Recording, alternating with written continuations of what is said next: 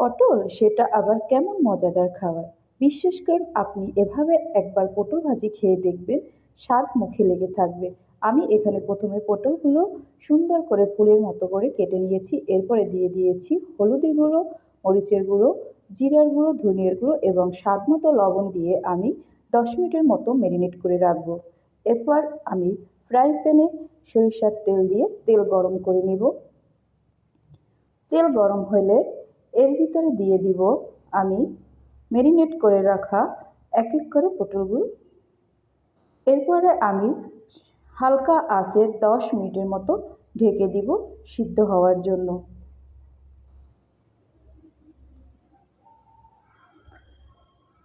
10 minute হয়ে গেছে, এখন আমি উল্টিয়ে দিয়েছি। এবার আবার 5 মিনিটের মতো আমি ঢেকে দিব। দেখুন কত সুন্দর হয়েছে। এরপরে উপর থেকে দিয়ে দিব পেঁয়াজ এবং কাঁচামরিচ কুচি, দিয়ে আবার 2 মিনিটের মতো ঢেকে দিব। দেখুন এবার উল্টিয়ে দিয়েছি।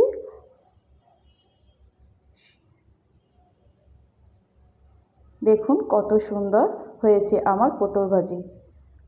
গরম গরম ভাতের সাথে পটল ভাজি, আহা কি মজা! এভাবে খেয়ে দেখবেন, সত্যি আপনি ভুলতে পারবেন না।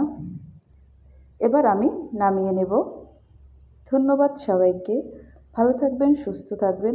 দেখা হবে আবার পরবর্তী কোনো রেসিপি নিয়ে। নমস্কার সবাইকে।